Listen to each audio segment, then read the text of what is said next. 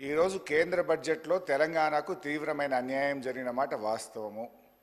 మీరు రిజల్యూషన్ ప్రవేశపెడితే దాన్ని ఏకగ్రీవంగా పాస్ చేయడానికి మేము సిద్ధంగా ఉన్నాము.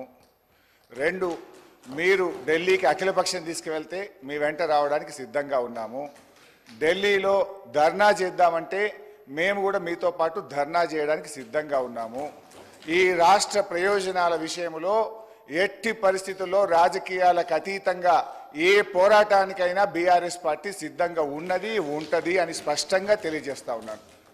ఇకపోతే అధ్యక్ష, గౌరవనీయ ముఖ్యమంత్రి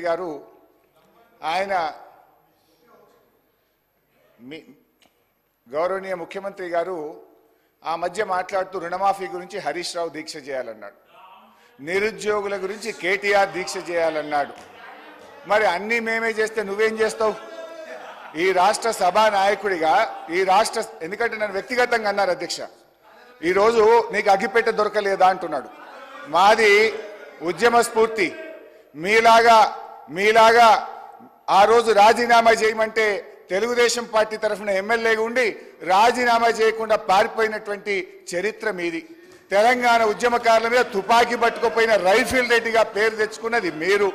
సోనియా గాంధీ గారిని దయ్యమని నాడన్నావు, దేవత అన్న చరిత్ర నీది. రాహుల్ గాంధీ గారిని ఆనాడు పప్పు అన్నావు, ఈనాడు పిఎం క్యాండిడేట్ అంటున్నావు. నేనేమంటున్నా సరే, దయచేసి నేను చెప్పేది ఒకటే, సీఎం గారు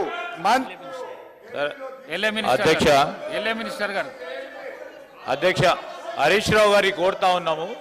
ఇది చాలా ప్రాముఖ్యత గల ఒక స్టేట్మెంట్కి సంబంధించి అందరి అభిప్రాయాలు తీసుకొని ముఖ్యమంత్రి గారు తీర్మానం చేయాలని మనమందరం అనుకున్న తరుణంలో మళ్ళా రాజకీయాలకి తావిచ్చే కార్యక్రమం మీరు సమాధానం చెప్పిండ్రు సార్. నేను మిమ్మల్ని కోరుతా ఉన్నా అధ్యక్ష, మరి సిపిఐకి సంబంధించిన పెద్దలు ఇంకా మాట్లాడేది ఉంది, ఇంకొకరిద్దరు గౌరవ సభ్యులు మాట్లాడేది ఉంది కనుక దాని తదుపరి గౌరవ ముఖ్యమంత్రి గారు కూడా తీర్మానాన్ని ప్రవేశపెడతారు కనుక సమయభావం కూడా ఆలోచన చేసి అందరూ సభ్యులు కూడా సహకరించమని కోరుతాను.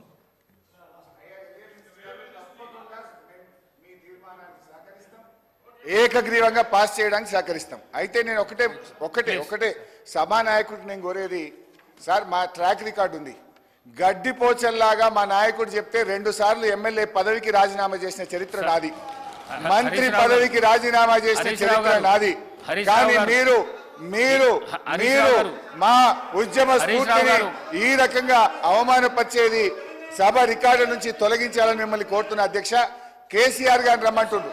కేసీఆర్ గారు చావు నోట్లో తలబెట్టి కానే కాదని తెలంగాణ తెచ్చిండు. కేసీఆర్ ఎందుకు? నువ్వు చేయి, నీకు 1000 మంది మేము రక్షణ కవచంగా ఉంటాం. మేమందరం ఎమ్మెల్యేలు వచ్చి నీ చుట్టూ ఉంటాం. నువ్వు మీ కేబినెట్ దీక్ష చేయండి.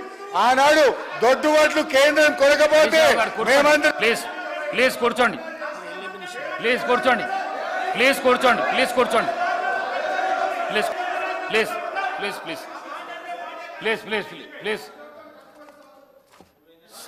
సభానాయకుడు చెప్పిన దాంట్లో తప్పేమీ లేదు. నేను చెప్తా వినండి. సభానాయకుడు ప్రతిపక్ష నాయకుడిని రమ్మంటున్నాడు, అది నాకు కూడా చాలా మంచిది. నేను కూడా పేపర్లో కూడా చెప్పిన, టీవీలలో కూడా చెప్పిన, సభానాయకుడు వస్తే సభకు చాలా గౌరవం పెరుగుతుంది. వారిచ్చిన సూచనలను సలహాలను తీసుకుంటామని చెప్పేసి నేను కూడా చాలాసార్లు చెప్పిన. అదే మాట వారి నోటి నుంచి చెప్పిండ్రు. మీ సభానాయకుడు లేనప్పుడు మీకు అవకాశం ఇవ్వమంటే ఇచ్చిన, మీరు రాజకీయాలకు పోకుండా సూటిగా సమాధానం చెప్పండి, అయిపోయింది. ఇక మీరు కూర్చోండి. మీరు కూర్చోండి హరీష్ రావు గారు, కూర్చోండి. మీరు కూర్చోండి హరీష్ రావు గారు, ప్లీజ్ మీరు అడిగితే నేను ఇచ్చిన. సాంబశివరావు గారు